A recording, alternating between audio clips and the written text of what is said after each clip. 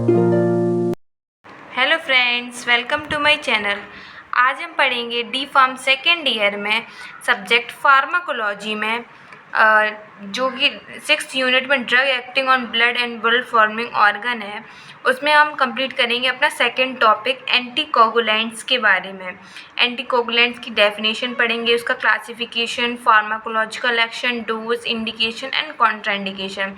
तो वीडियो को एंड तक ज़रूर देखना, बहुत ही अच्छा टॉपिक है और आपको बहुत अच्छे से समझ में आने वाला है। तो चलिए स्टार्ट करते हैं अपने एंटीकोगुलेंट की डेफिनेशन से। The drugs prevent coagulation of blood are called anticoagulants.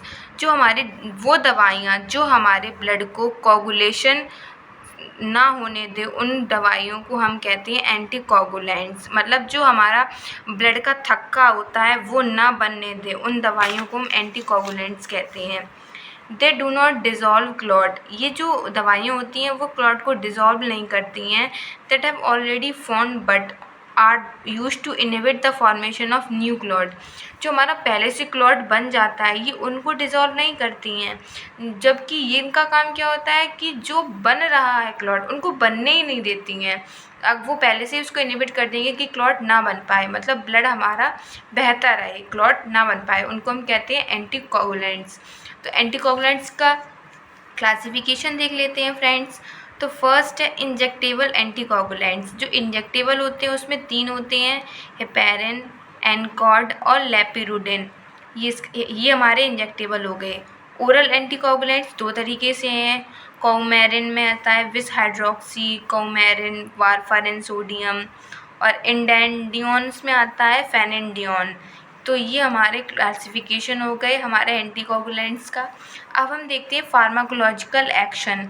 Injectable में हमारा हेपेरिन जो सबसे पॉपुलर जो होता है वो यूज़ किया जाता है, जो जिसकी फॉर्मेशन जो होती है वो हमारे लिवर में होती है। It prevent blood clotting in vivo as well as in vitro.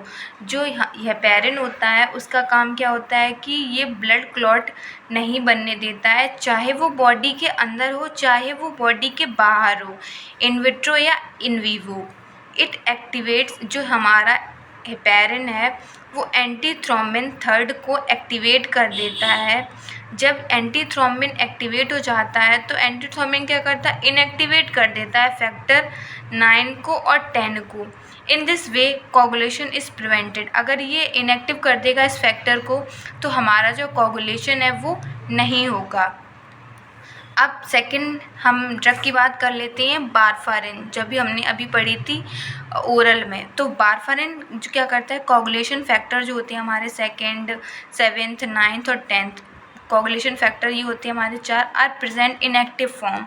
जो ये फैक्टर है वो इनएक्टिव फॉर्म में प्रेजेंट रहते हैं। जब तक वो फैक्टर जो होते हैं, हमने अभी 4 फैक्टर पढ़े, वो कार्बोक्सिलेटेड नहीं हो जाते हैं, जब तक वो इनएक्टिवेटेड रहते हैं। These drugs act on vitamin K and prevent the synthesis of chemical.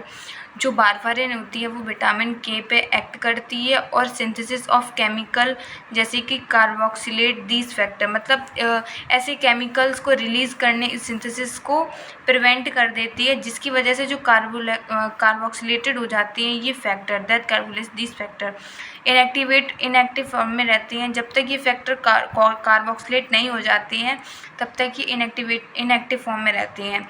और ये क्या करती है, वारफारिन की इस जो सिंथेसिस होती है केमिकल्स की जो उसको कार्बोक्सिलेटेड करते हैं उनको ये इनहिबिट कर देती हैं, जिसकी वजह से जो कोगुलेशन होता है वो इनहिबिट हो जाता है। अब हम देख लेते हैं इंडिकेशन की किस किस में एंटीकोगुलेंट्स यूज़ होता है।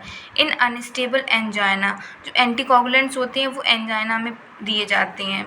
To prevent coagulation in heart failure, अगर किसी को हार्ट फेलियर है तो उसमें भी ये एंटीकोगुलेंट्स दी जाती हैं जिसकी वजह से कोगुलेशन ना हो पाए।